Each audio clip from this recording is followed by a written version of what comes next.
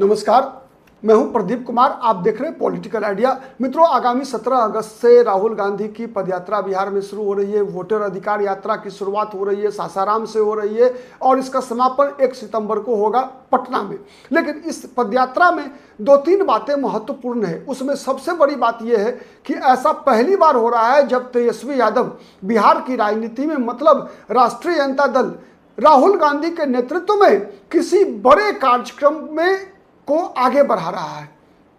तो आज हम ये जानने का प्रयास करते हैं कि वो तेजस्वी यादव जिन्होंने 2024 के लोकसभा चुनाव में राहुल गांधी को बिहार में चुनाव प्रचार करने से मना कर दिया था। मना क्यों किया था? इसलिए इस तर्क के साथ मना किया गया था कि अगर राहुल गांधी बिहार में चुनाव प्रचार करेंगे तो ये चुनाव बिहार में भी मोदी वर्सेस राहुल हो जाएगा और अगर नरेंद्र मोदी वर्सेस राहुल होगा तो महागठबंधन का भारी नुकसान होगा। लेकिन परिणाम हुआ क्या? राहुल गांधी ने प्रचार नहीं किया। राहुल गांधी ने कोई भी एक भी रैली ऐसी नहीं हुई थी जिसमें तेजस्वी यादव के साथ राहुल गांधी रैली में मौजूद रहे हों। तेजस्वी यादव के साथ केवल एक चेहरा पूरे लोकसभा चुनाव के दौरान आपको दिखा होगा, वो चेहरा था मुकेश सहनी का। इसलिए था जिससे कि तेजस्वी यादव का चेहरा ही सबसे बड़ा दिखे। यह भी एक कारण था कि बिहार मतलब तेजस्वी यादव, बिहार मतलब राष्ट्रीय जनता दल, बिहार मतलब कांग्रेस का बिहार में कुछ नहीं। कांग्रेस मतलब बिहार में आरजेडी की दया पर।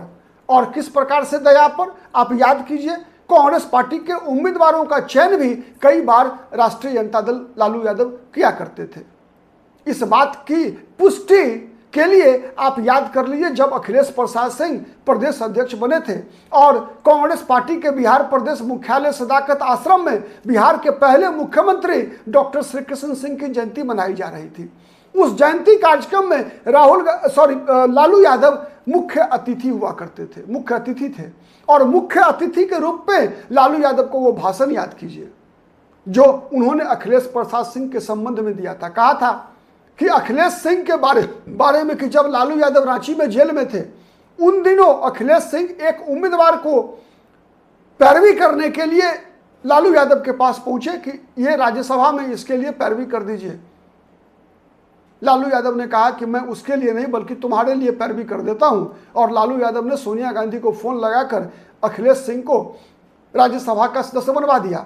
कई ऐसे प्रदेश अध्यक्ष कांग्रेस पार्टी के बिहार में बने जिसका नाम लालू प्रसाद यादव ने रिकमेंड किया था। छोड़ दीजिए विधान परिषद और राज्यसभा, छोड़ दीजिए विधानसभा और लोकसभा में टिकट की बातें, मतलब कांग्रेस पार्टी के बिहार पे फैसला लालू यादव किया करते थे। कांग्रेस पार्टी बिहार में कितनी सीटें लड़ेगी लालू यादव तय करते थे। कांग्रेस पार्टी बिहार में कौन कौन सी लोकसभा और विधानसभा सीटें लड़ेगी ये राहुल गांधी तय नहीं करते थे। कांग्रेस पार्टी के नेता तय नहीं करते थे, बल्कि ये तय लालू प्रसाद यादव और राष्ट्रीय जनता दल किया करती थी। याद कीजिए पिछला लोकसभा चुनाव 2024 अभी साल भर नहीं हुआ है। आरजेडी ने, लालू यादव ने, तेजस्वी यादव ने अपने उम्मीदवारों को चुनाव में सीटों की घोषणा होने से 15-20 दिन पहले ही सिंबल तक बांट दिया था। कांग्रेस पार्टी से पूछा भी नहीं था, बाकी सीटें छोड़ दी थी कांग्रेस पार्टी के लिए। कांग्रेस पार्टी को पूर्णिया की सीटें नहीं दी गई, इसलिए नहीं दिया गया जिससे कि कांग्रेस पप्पू यादव को टिकट ना दे दे। कन्हैया कुमार के लिए बेगूसराय की सीट नहीं छोड़ी गई। मतलब पूरे कांग्रेस पार्टी को डिक्टेट आरजेडी कर रही थी और यह साबित करती थी कि कांग्रेस की कोई औकात नहीं है।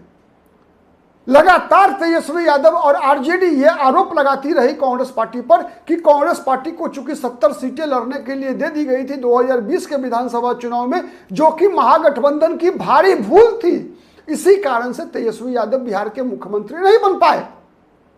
याद है ना? और अब वही तेजस्वी यादव राहुल गांधी के पीछे चलने को तैयार हैं मतदाता अधिकार यात्रा में। क्या कारण है? क्या अंतर आ गया?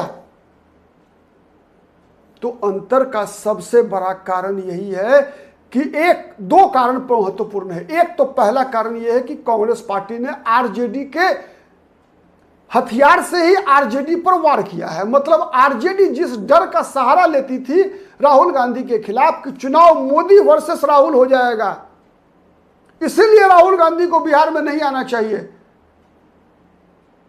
उसी हथियार से तेजस्वी यादव पर वार हो रहा है। कहा जा रहा है कि तेजस्वी यादव यदि चुनावी मोर्चे पर रहेंगे तो ध्रुवीकरण बिहार में यादवों के खिलाफ होता है, मुसलमानों के खिलाफ होता है, यादवों के खिलाफ होता है। और अगर कांग्रेस पार्टी के साथ कांग्रेस से मुसलमानों को भी दुविधा नहीं है, गैर यादवों को भी दिक्कत नहीं है कांग्रेस से, लेकिन तेजस्वी यादव से दिक्कत है। और इसी नैरेटिव को लेकर कांग्रेस पार्टी ने आरजेडी पर वो दबाव बनाया जो दबाव कांग्रेस पार्टी का काम कर रहा है। उतना ही नहीं, राहुल गांधी के विगत 6 महीने के अंदर बिहार के 6 दौरों ने भी इसमें अपनी बड़ी भूमिका निभाई है। जिस प्रकार से राहुल गांधी ने बिहार में दौरा किया, उस दौरे में दलितों के मुद्दों को जिस प्रकार से चुनाव के केंद्र में लेकर आए राहुल गांधी, इस कारण से कांग्रेस पार्टी बिहार की राजनीति का ध्रुव आप कह सकते हैं, माने बिहार में राजनीतिक विमर्श के केंद्र में कांग्रेस आ गई है। लगातार जहां कहीं भी आप देखिए, आप चर्चा क्या होती है, चाहे वो प्रिंट मीडिया हो, चाहे वो इलेक्ट्रॉनिक मीडिया हो, चाहे वो सोशल मीडिया हो, चर्चा के केंद्र में क्या है? चर्चा के केंद्र में है राहुल गांधी, चर्चा के केंद्र में है पप्पू यादव, चर्चा के केंद्र में है कन्हैया कुमार, चर्चा के केंद्र में राजेश राम, चर्चा के केंद्र में यह भी है कि महागठबंधन से तेजस्वी यादव के बदले किसी को मुख्यमंत्री उम्मीदवार बनाओ, ज्यादा वोट मिलेगा। तो कई ऐसे मुद्दे और मुद्दों का जाल जो एक खड़ा हुआ है बिहार की राजनीति में, जो नैरेटिव तैयार हो रहा है बिहार में, और उस नैरेटिव के केंद्र में कांग्रेस पार्टी है, उसी का यह असर है कि तेजस्वी यादव तैयार नहीं हुए बल्कि मजबूर हुए हैं, बाध्य हुए हैं। चूंकि अंततोगत्वा जिस प्रकार से तेजस्वी यादव समझाया करते थे कांग्रेस पार्टी को कि प्रधानमंत्री आप ही को ना बनना है, आरजेडी के नेता को तो नहीं बनना है, इसलिए जैसा कहते हैं वैसा कीजिए।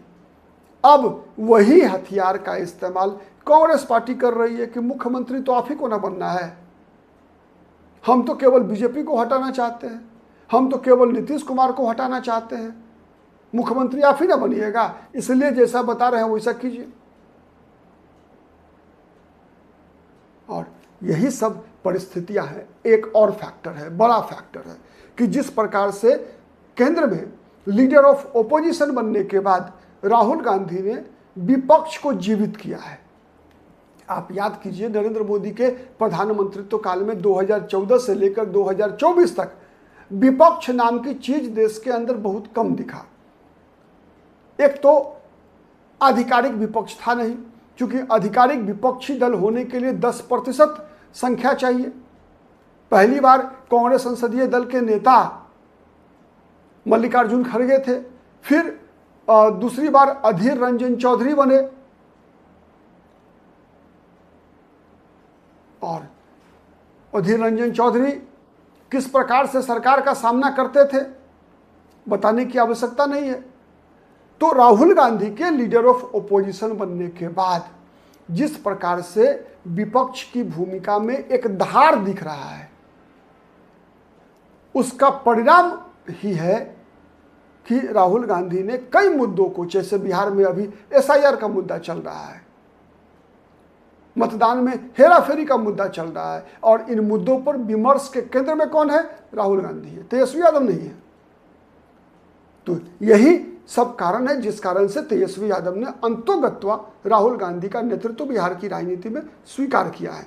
आज के लिए इतना ही। बहुत बहुत धन्यवाद। नमस्कार। जय हिंद, जय भारत।